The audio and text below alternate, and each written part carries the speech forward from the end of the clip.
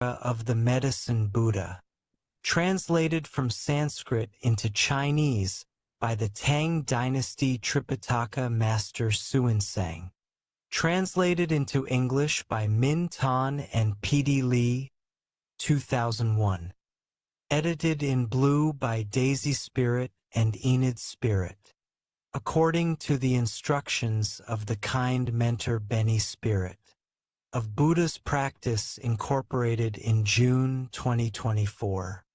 Thus have I heard, once Buddha Sakyamuni, the world-honored one, was traveling throughout the various lands to teach and convert the people. When he arrives in Vaisali, he rested under the tree of music, accompanied by 8,000 great bhiksus.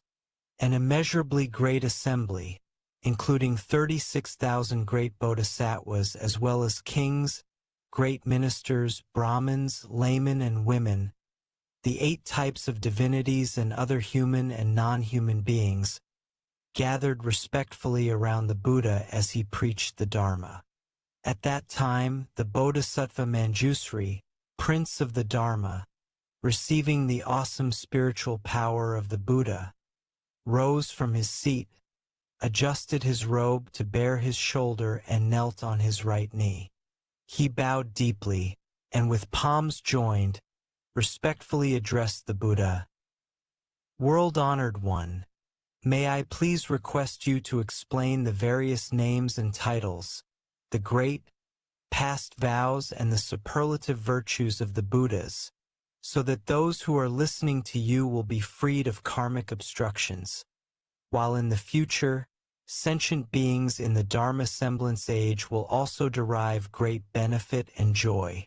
The Buddha praised the Bodhisattva Manjusri, saying, "Excellent, excellent Manjusri, out of great compassion, you have urged me to explain the names and titles, merits and virtues and past vows of the Buddhas, in order to liberate those who are bound by karmic obstructions and bring benefits, peace and joy to all sentient beings in the Dharma semblance age. Now, listen attentively and reflect very carefully upon what I am about to say." The Bodhisattva Manjusri replied, "So be it, world-honored one. We will joyfully listen to whatever you wish to teach." The Buddha then said to the Bodhisattva Manjusri, "East of this world, past countless Buddha lands more numerous than the grains of sand in 10 Ganges rivers, there exists a world called pure lapis lazuli. The Buddha of that world is called the Medicine Buddha Lapis Lazuli Radiance Tathagata, Arhat, the perfectly enlightened, perfect in mind and deed, well gone, knower of the world, unsurpassed being, tamer, teacher of gods and men, Buddha, world-honored one." Manjusri, when the world-honored Medicine Buddha was treading the Bodhisattva path, he solemnly made 12 great vows to grant sentient beings whatever they desired. First great vow: I vow that in a future life, when I have attained supreme, perfect enlightenment, brilliant rays will shine forth from my body, illuminating infinite, countless, boundless realms. This body will be adorned with the 32 marks of great and 80 auspicious characteristics. Furthermore, I will enable all sentient beings to become just like me. Second great vow: I vow that in a future life, when I have attained supreme enlightenment, my body, inside and out, will radiate far and wide the clarity and flawless purity of lapis lazuli. This body will be adorned with superlative virtues and dwell peacefully in the midst of a web of light more magnificent than the sun or moon. The light will awaken the minds of all beings dwelling in darkness, enabling them to engage in their pursuits according to their wishes.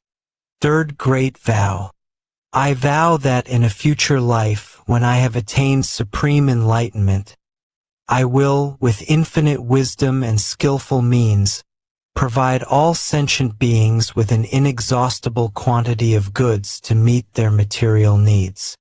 They will never want for anything. Fourth Great Vow.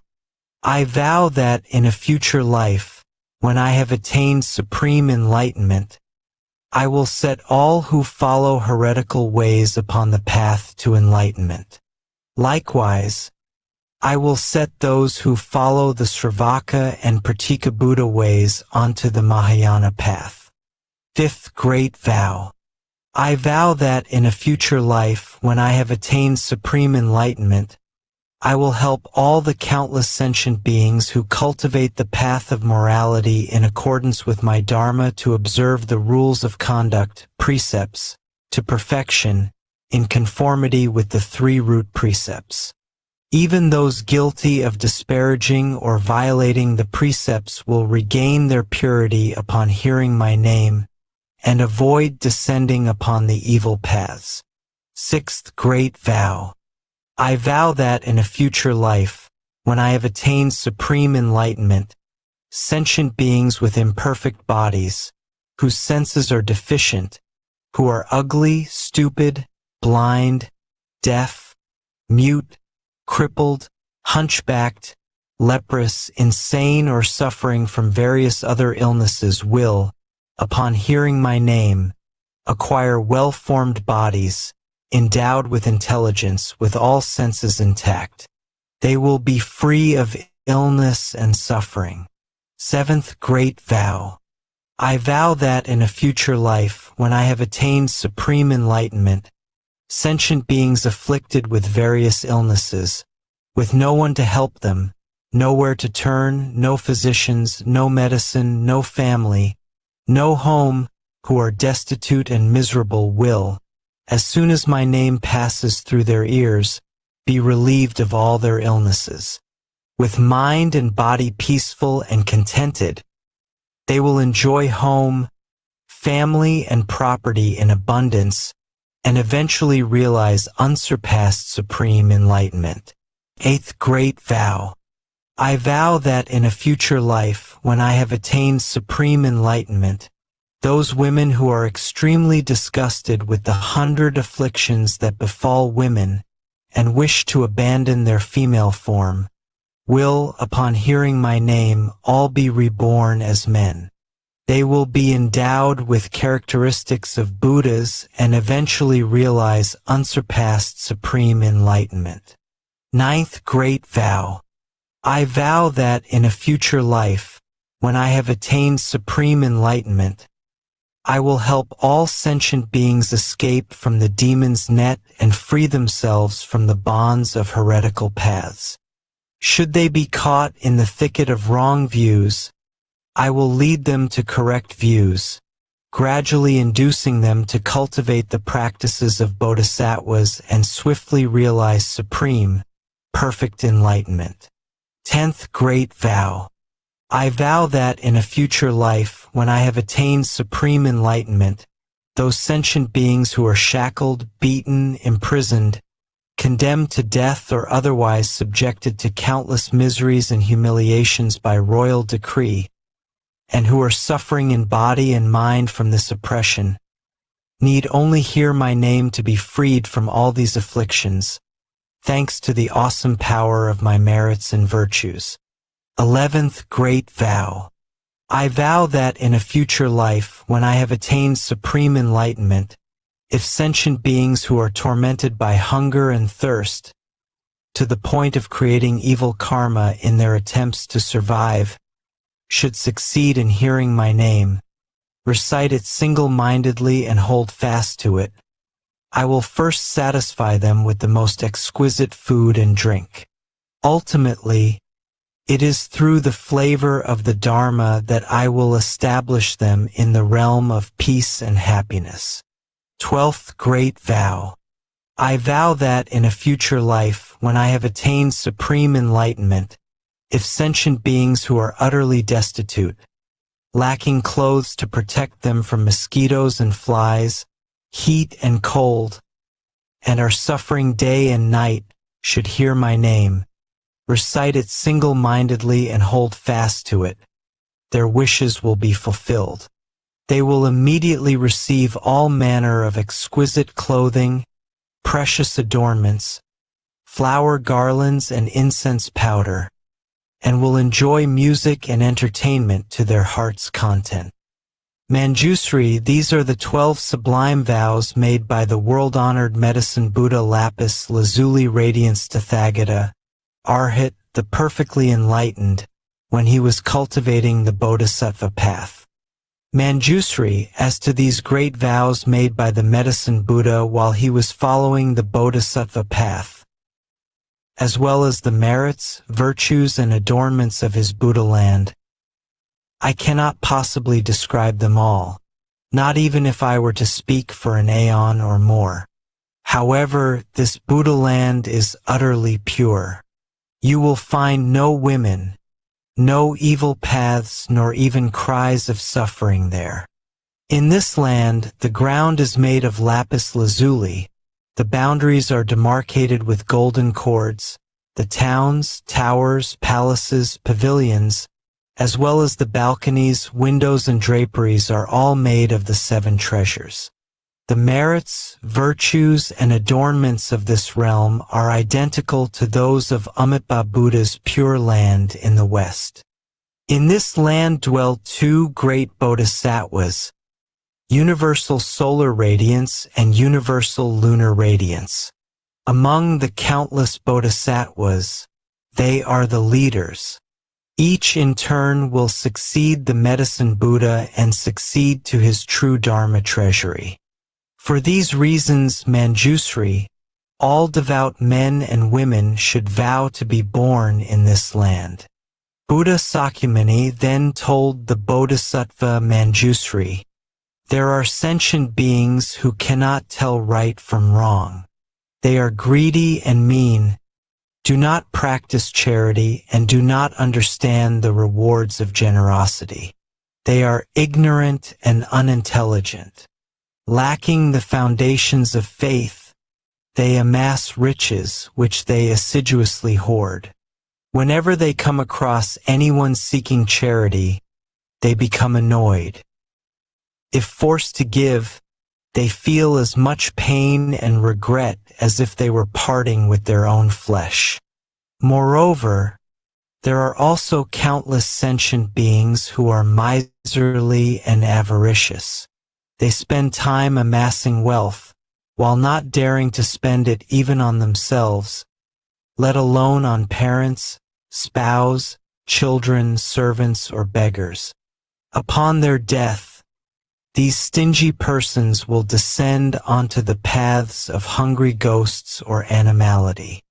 However, even though they may suffer such a fate, if in a previous existence in the human realm they happen to hear the name of the medicine Buddha, and now recall and recite his name even briefly, they will immediately vanish from the evil paths to be born once more among humans. However, they will remember their stay on the evil paths and, dreading their past suffering, will cease to wallow in worldly pleasures. They will gladly practice charity themselves, praise others who do so, and will no longer be stingy. Eventually, they will even be able to donate their head, eyes, limbs, blood, flesh, or other parts of their bodies to those who need them, not to mention mere material possessions.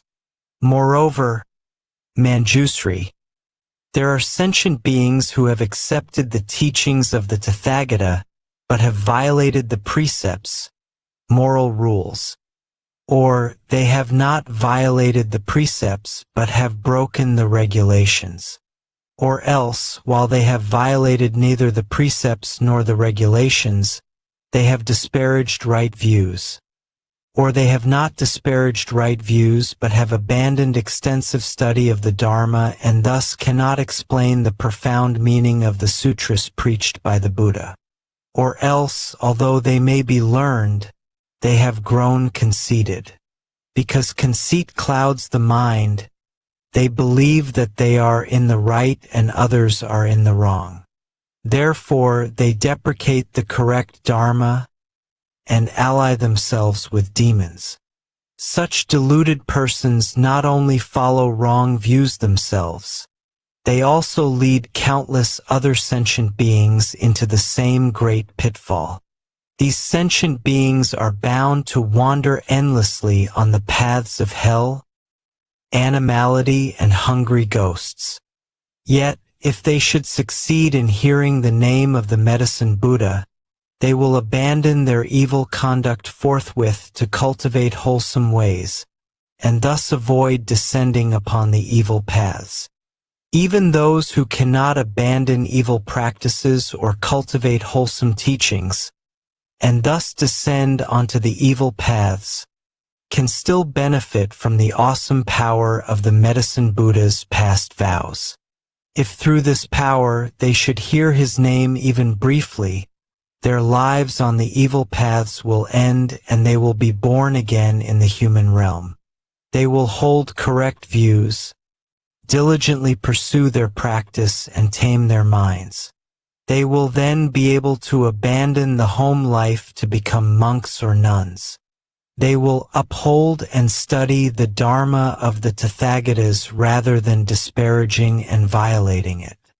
With correct views and extensive study, they will fathom the extremely profound meaning of the teachings, abandon all conceit, and cease to disparage the correct Dharma. They will no longer have demons as companions, but will gradually cultivate the practices of Bodhisattvas and swiftly perfect them. Moreover, Manjusri, there are sentient beings who are avaricious, envious, jealous, and accustomed to praising themselves and disparaging others. They are bound to sink onto the three evil paths, suffering intense misery for countless thousands of years. When this intense suffering comes to an end, they will be born in the human world as oxen, horses, donkeys, or camels. Often beaten and mistreated, they will suffer hunger and thirst and constantly travel along the road carrying heavy loads. If they succeed in returning as human beings, they will be among the poor and lowly, always serving others, constantly receiving orders, never being free. However, if any of them, in a former incarnation as a human being, have heard the name of the world-honored Medicine Buddha and, as a result of this good cause, now remember and single-mindedly take refuge in him, they will, thanks to this Buddha's spiritual powers, escape all suffering. Their senses will be sharp and they will be wise and learned, constantly seeking the supreme teachings and meeting with Buddhas or Bodhisattvas. They will break forever through Mara's net, smash the shell of delusion, dry up the river of afflictions, and thus escape all the worry and suffering of birth, old age, disease, and death. Moreover, Manjusri, there are sentient beings who love to quarrel, create schisms, and engage in legal disputes. They constantly make themselves and others suffer, creating and increasing all kinds of evil karma with body, speech, and mind. They plot against one another without mercy, while invoking the spirits of mountains, forests, trees, and tombs. They kill sentient beings and use their flesh and blood to propitiate the Yaksa and Rakshasa demons. They may take advantage of various evil or deviant methods to harm others. However, if the victims succeed in hearing the name of the Medicine Buddha, none of these evil practices can harm them. Moreover, everyone concerned will develop compassionate minds, endeavoring to benefit and bring peace and joy to others. They will abandon their harmful thoughts and their angry, spiteful minds, and all parties will be happy and satisfied with what they have. They will cease to encroach upon others, but will instead seek to benefit one another. Moreover, Manjusri within the fourfold assembly of bhiksus, bhiksunis, upasakas, and upasikas, as well as among other men and women of pure faith, there are those who are able to adhere to the 8 precepts for a full year or for 3 months a year, dedicating these good roots toward rebirth in the western pure land of Amitabha, the Buddha of infinite life, so as to listen to the correct Dharma. If their rebirth in the Pure Land is still uncertain, but they hear the name of the world-honored Medicine Buddha, then, at the time of death, 8 great Bodhisattvas, namely Manjusri, Avalokitesvara, Mahasthamaprapta, Axiomedes, Ratnakandana, Vaishajyaraja, Vaishajyasamudgata, and Maitreya will traverse space and descend to show them the way. They will thereupon be reborn spontaneously in jeweled flowers of many hues.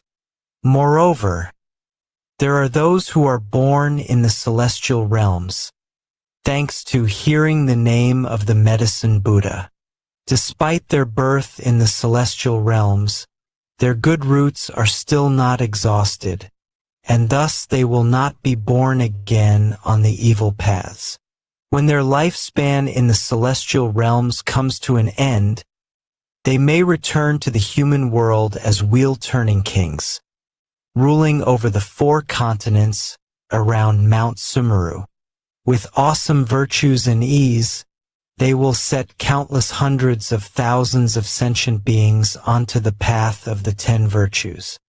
Or else, such persons may be born as Kshatriyas, the military ruling class, or Brahmins or laymen of great families, with abundant wealth and overflowing granaries and storehouses. They will be endowed with noble features, numerous family members and retainers, as well as intelligence, wisdom, bravery, vigor, and the imposing demeanor of a great hero. Likewise, if there is any woman who hears and single-mindedly holds fast to the name of the Medicine Buddha, she will never again be born in female form. Manjusri, after the Medicine Buddha attained Supreme Enlightenment, he realized, by virtue of his past vows, that sentient beings endured various diseases. Some were the targets of black magic or various poisons, while others suffered short lives or untimely death. At that time, seeking to put an end to these miseries and fulfill the desires of sentient beings, he entered a samadhi called eliminating all the suffering and afflictions of sentient beings. Once he entered that samadhi, a brilliant light shone forth from his ana as he uttered a great dharani.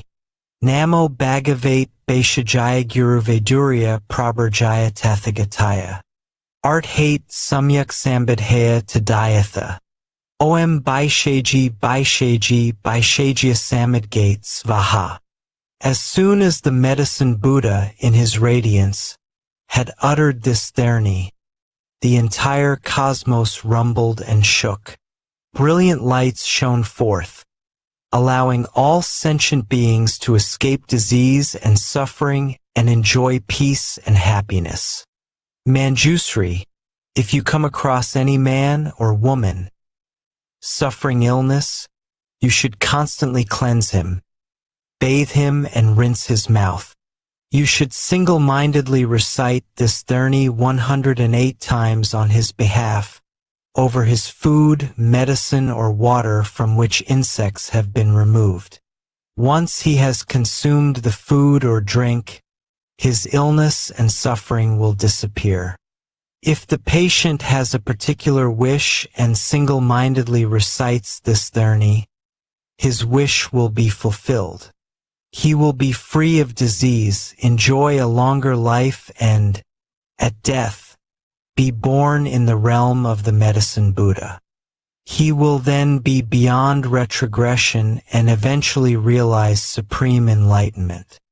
Therefore, Manjusri, any man or woman who single-mindedly reveres and respectfully makes offerings to the Medicine Buddha should constantly recite this therni, never letting it out of his mind. Moreover, Manjusri, upon hearing the various names of the Medicine Buddha lapis lazuli radiance Tathagata, Arhat, the perfectly enlightened, men and women of pure faith should recite and hold fast to this name. Each morning at dawn, having bathed themselves and cleaned their teeth, they should make offerings of fragrant flowers, incense, perfume, and various kinds of music before an image of this Buddha. Furthermore, they should copy this sutra or have others do so, as well as single-mindedly recite it and listen to explanations of its meaning. They should offer all the necessities of life to the Dharma masters who teach this sutra, making sure they lack nothing. In this way, devout men and women will be under the protection of the Buddhas. All their wishes will be fulfilled and they will eventually realize supreme enlightenment. The Bodhisattva Manjusri then respectfully addressed the Buddha, O world-honored one, I vow that in the Dharma semblance age, I will use every skillful means to help men and women of pure faith hear the name of the world-honored Medicine Buddha. Even in their sleep, I will awaken their consciousness with the name of this Buddha.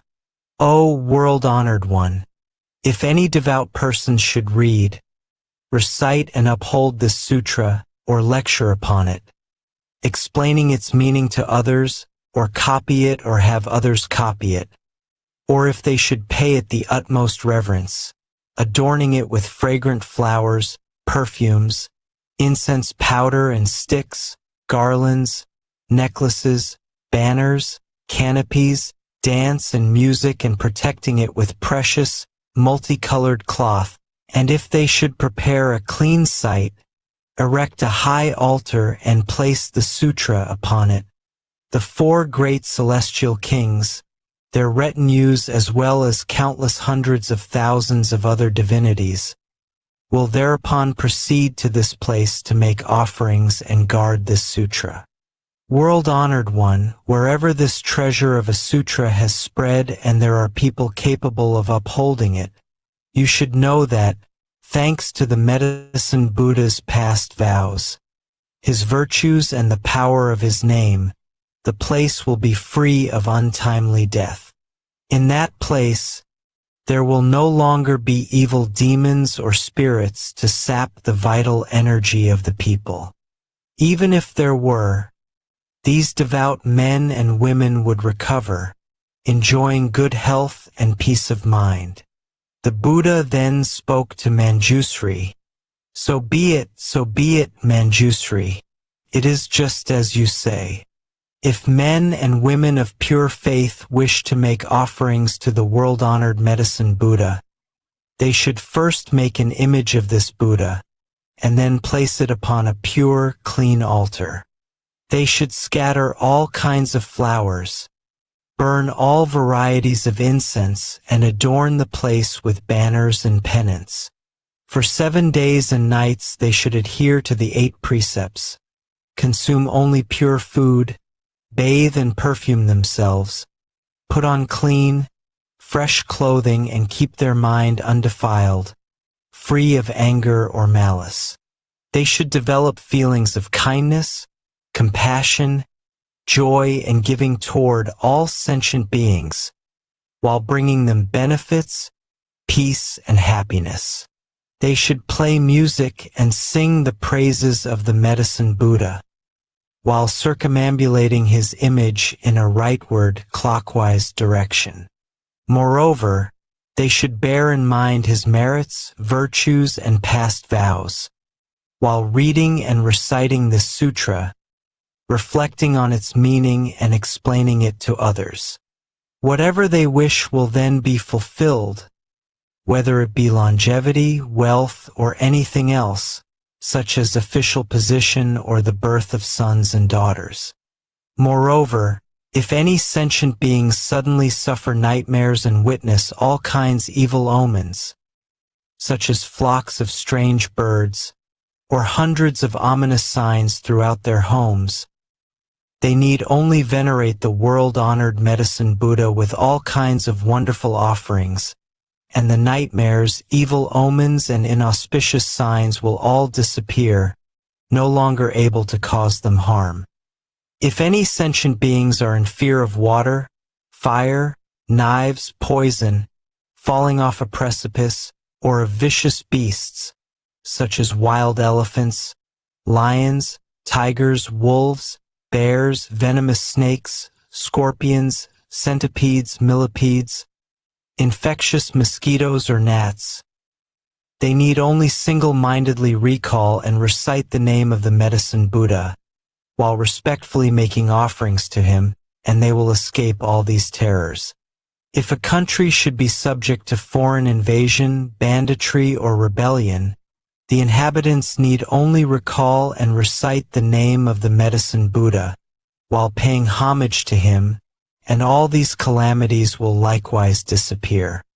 Moreover, Manjusri, there are men and women of pure faith who throughout their lives have not worshipped any deities, but have single-mindedly taken refuge in the Buddha, the Dharma, and the Sangha, and upheld the precepts, the 5 or 10 lay precepts, the 400 Bodhisattva precepts, or the 250 bhiksu or 500 bhikshuni precepts. However, if any of them have violated the precepts they have taken and fear falling onto an evil path, they should concentrate on reciting the name of the Medicine Buddha and respectfully make offerings to him. They will then certainly avoid rebirth on the 3 evil paths. If women who experience extreme pain during childbirth can, with utmost sincerity, recite the name of the Medicine Buddha, praise, venerate, and make offerings to him, they will be relieved of their suffering. The children born to them will be without defects, attractive in appearance, causing those who see them to rejoice. They will be endowed with keen senses and intelligence, along with a quiet disposition. They will seldom become ill, nor will evil spirits sap their vital energy. The world-honored one then asked Ananda, I have just extolled the merits and virtues of the world-honored Medicine Buddha. These merits and virtues are the extremely profound practices of all Buddhas, but are difficult to explain. Do you have faith in them or not? Ananda respectfully replied, O great virtuous world-honored one, I do not have any doubts about the sutras preached by the Tathagatas. Why? It is because the Tathagatas' karma of body, speech, and mind are all pure. O world-honored one, the sun and the moon may fall, Mount Sumeru, the majestic king of mountains, may tremble, but the words of the Buddhas can never change. O world-honored one, some sentient beings, whose roots of faith are deficient, may hear of the sublime practices of the Buddhas and think, how can we obtain these merits, virtues, and great advantages just by reciting the name of the Medicine Buddha alone? Because of this lack of faith, they even develop disparaging thoughts, thus forfeiting great benefits and remaining in the long, dark night of ignorance. They descend onto the evil paths, revolving along them without end. The Buddha then said to Ananda, if these sentient beings should hear the name of the world-honored Medicine Buddha, single-mindedly recite and hold fast to it without harboring doubts, then it will be impossible for them to sink onto the evil paths. O Ananda, these extremely profound practices of the Buddhas are difficult to believe in, difficult to understand. Yet you are now able to accept them. You should realize that this is all due to the awesome power of the Tathagatas. O Ananda! Even the Sravakas, Prataka Buddhas, and Bodhisattvas who have not reached the 10 grounds, stages, cannot understand and believe in this truth. Only the Bodhisattvas who are one lifetime away from Buddhahood can. O Ananda! A human rebirth is difficult to achieve. However, to believe in, respect, and honor the Triple Jewel is even more difficult. To hear the name of the world-honored Medicine Buddha is more difficult still. O Ananda, the Medicine Buddha has cultivated countless bodhisattva practices, employed countless skillful means, and made countless far-reaching vows. If I were to take an aeon or more to recount them, the aeon would come to an end before I could exhaustively describe all these wonderful practices, vows, and skillful means. At that time, a great bodhisattva in the assembly, named Salvation, arose from his seat, adjusted his robe to bare his right shoulder, knelt on his right knee, bowed, and, with palms joined, respectfully addressed the Buddha. O great virtuous world-honored one! In the Dharma semblance age, there will be sentient beings who suffer numerous calamities, and are always sick and emaciated, unable to eat or drink, their throats dry and lips parched, their eyes seeing darkness everywhere. As the signs of death appear, they are surrounded by parents, family, friends, and the ones who master the wonderful Dharma weeping and lamenting. As such a patient lies in bed, he sees the messengers of Yama arrive to lead his consciousness before this king of justice. Now, all sentient beings have inborn spirits who record everything they do, both their transgressions and their merits. These spirits then present the patient's entire record to King Yama. At that time, the king questions the dying person and tabulates his good and bad karma before deciding upon his fate. If, at that point, the relatives and the ones who are proficient in wonderful dharma of the patient are able to take refuge in the world-honored Medicine Buddha on his behalf, invite monks and nuns to recite this sutra, light 7-tiered lamps, and hang multicolored longevity banners, his consciousness may return then and there, and he will see himself clearly as though in a dream. Or else, after 7, 21, 35, or 49 days, when his consciousness returns, as if awakening from a dream, he will recall his good and bad karma and the consequences thereof.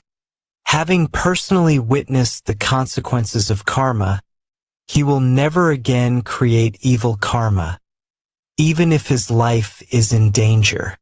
Therefore, men and women of pure faith should uphold the name of the Medicine Buddha, venerate and make offerings to him according to their means. Ananda then asked the Bodhisattva Salvation, "Good man, how should we venerate and make offerings to the world-honored Medicine Buddha, and how should we make the longevity penance and lamps?" The Bodhisattva Salvation replied, "Virtuous one, in order to help the patient recover, you should adhere to the 8 precepts for 7 days and 7 nights, make offerings of food, drink, and other necessities to a group of monks and nuns in accordance with your means, pay homage and respectfully make offerings to the world-honored Medicine Buddha 6 times a day and recite this sutra 49 times. You should light 49 lamps, make 7 images of the Medicine Buddha and place 7 lamps, each as large as a cartwheel, before each image, letting them burn continuously for 49 days and nights. You should also make multicolored banners, 49 hand lengths long. Furthermore, you should release 49 species of animals, thus sparing their lives. The patient may then escape danger and will not be under the sway of evil demons, nor subject to untimely death. Moreover, Ananda, when the anointed Kshatriya kings find themselves beset by calamities, such as epidemics, foreign invasion, internal insurrection, an adverse alignment of the stars, an eclipse of the sun or the moon, unseasonable storms, or a failure of the monsoons, they should develop compassionate feelings toward all sentient beings. They should also pardon prisoners and make offerings to the world-honored Medicine Buddha in accordance with the rites described earlier. Thanks to these good roots and the power of the Medicine Buddha's past vows, peace and stability will immediately return to the affected countries. The rains and winds will be favorable. Crops will be ripe on time and everyone will be healthy and happy.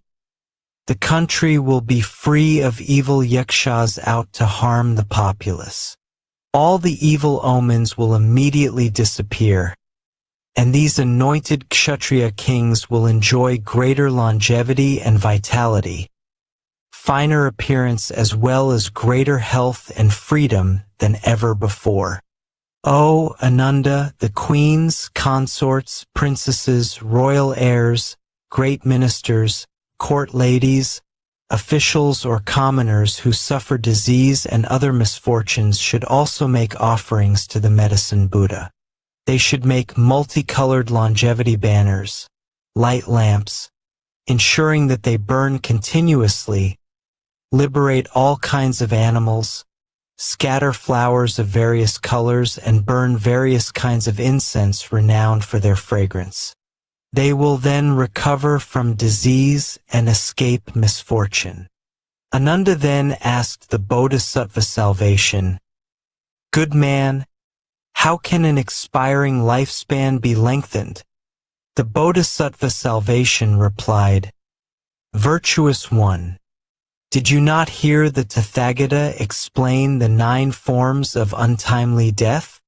I would urge everyone to make longevity banners and lamps and cultivate merits and virtues. Thanks to such cultivation, they will escape suffering and misfortune throughout their lives." Ananda further asked, "What are the 9 forms of untimely death?" The Bodhisattva salvation replied, "Some sentient beings contract a minor illness which goes untreated for lack of a physician or medicine. Or else, even though there is a physician, he prescribes the wrong medicine, causing premature death. Or, the patients, believing the false pronouncements of earthly demons, heretics, or practitioners of black magic, may panic, unable to calm their minds.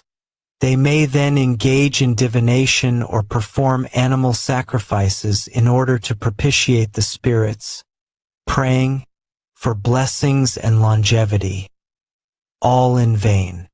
Through ignorance, confusion, and reliance on wrong, inverted views, they meet with untimely death and sink into the hells, with no end in sight. This is the first form of untimely death. The second form is execution by royal decree. The third is losing one's vitality to the demons through hunting, gambling, debauchery, drunkenness, or extreme dissipation. The fourth is death by fire. The fifth is death by drowning. The sixth is being devoured by wild animals.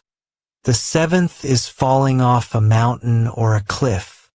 The eighth is death by poison, incantations, evil mantras, or demons raised from the dead. The ninth is from hunger or thirst, for lack of food and water. These are the 9 forms of untimely death mentioned by the Tathagatas. There are also countless other forms which are too numerous to describe. Moreover, Ananda, King Yama is responsible for keeping the karmic register of everyone in the world. If sentient beings have been unfilial, committed the 5 cardinal sins, disparaged the triple jewel, broken the laws of the land, or violated the major precepts, King Yama will mete out punishment according to the infraction. Therefore, I urge sentient beings to light lamps, make banners, liberate animals, and cultivate merits in order to avoid suffering and misfortune. At that time, there were 12 powerful Yaksa generals in the great assembly named Kambira, Vajra, Mahira, Andira, Anila, Sundila, Indra, Padra, Makura, Sindura, Katura, and Vikarala. Each was accompanied by a retinue of 7,000 yaksas.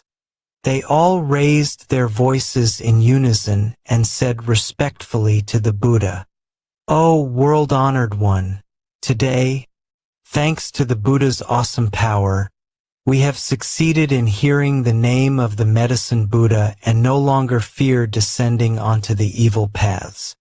Together, with one mind, we take refuge in the Buddha, the Dharma, and the Sangha for the rest of our lives and pledge to support all sentient beings, bringing them genuine benefits and joy. Wherever this sutra circulates or wherever there are sentient beings who hold fast to the name of the Medicine Buddha and respectfully make offerings to him, whether in villages, towns, kingdoms, or in the wilderness, we will all protect them. We will release them from all suffering and calamities and see to it that all their wishes are fulfilled. Sentient beings afflicted by disease or calamity and wishing to escape should also read or recite this sutra. They should knot our names with multicolored strands, untying them when their wishes are fulfilled."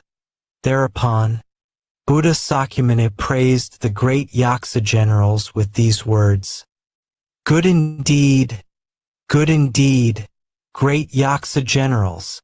Those of you who wish to repay the benevolence and the virtues of the world-honored Medicine Buddha should always benefit and bring joy to all sentient beings in this way." Ananda then asked the Buddha, "World-honored one, what should we call this teaching, and how should we adhere to it and put it into practice?" Buddha Sakyamuni replied to Ananda, "This teaching is called the past vows, merits, and virtues of the Medicine Buddha, or the journey of the vows of the 12 Yaksa generals to benefit sentient beings or eradicating of all karmic obstacles. You should uphold it as such."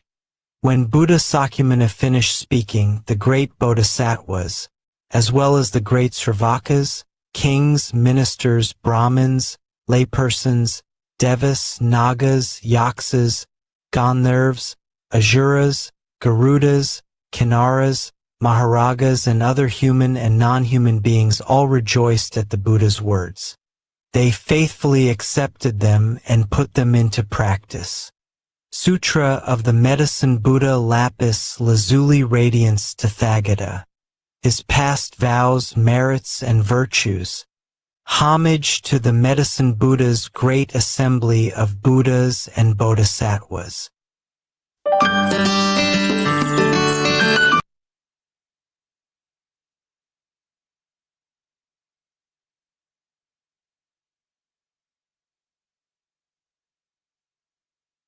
Okay. Thank you so much, Daisy and Jing, for your time. Homage to Medicine Buddha's great assembly of Buddhas and Bodhisattvas. Homage to Shakyamuni Buddha. Homage to our current mentor, Benny. So that's all for today, and thank you again. Catch up tomorrow.